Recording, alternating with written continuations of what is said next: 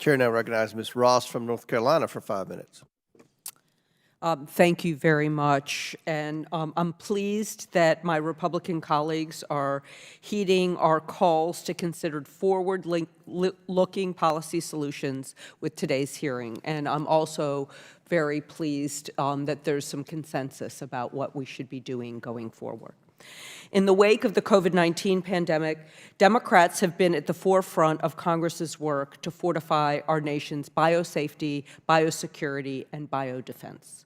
Last year, congressional Democrats passed the Consolidated Appropriations Act of 2023, which includes $950 million in funding for the Biomedical Advanced Research and Development Authority.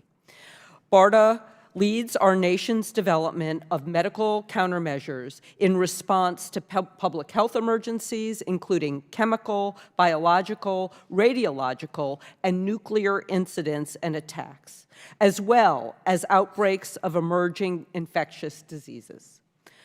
Dr. Yosef, how do comprehensive investments in BARDA safeguard America's public health and security? Thank you. Comprehensive investments in BARDA and other parts of the U.S. government that are investing in medical countermeasure development are critical for protecting the American public and our friends and allies overseas. I said in my testimony that we're experiencing a 21st century biotechnology and bioscience revolution, and it's hard to imagine a place where that could be more important and useful than in development of vaccines. You know, we've seen with the response to COVID, fortunately, we were able to develop a medical countermeasure much faster than at least I expected us to be able to. But I think in the future, to be prepared for future pandemics and to be prepared for the unexpected, we need to be much faster. We need to be able to prepare novel medical countermeasures in response to novel unanticipated pathogens. We need to be able to, you know, for example, we're looking at the 100-day mission. We want to go from 0 to 60 in 100 days. That would make us here in the United States and internationally much safer. Those kinds of investments are critical. Wonderful.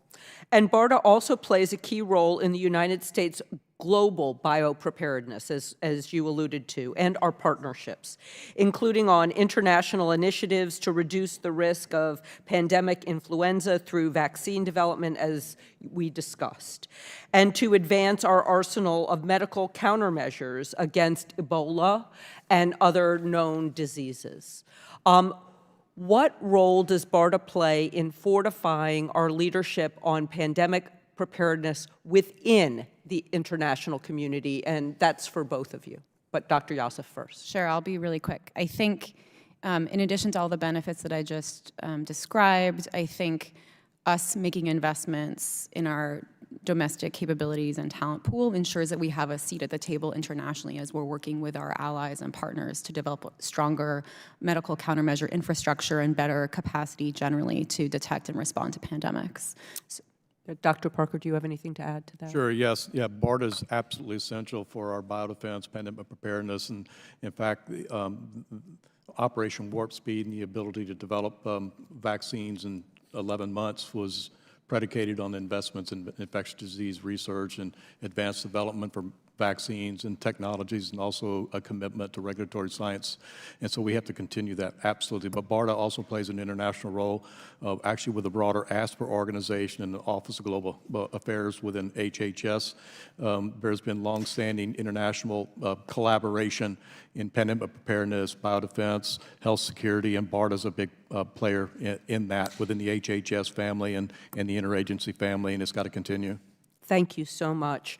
Just as a reminder, because the last session of Congress seems so long ago, alongside the investments in BARDA and increased protection for BioShield, Democrats, the Consolidated Appropriations Act also directed the Secretary of Health and Human Services to develop strategies to prevent, mitigate, and address threats in biomedical research, including those stemming from undue foreign influence.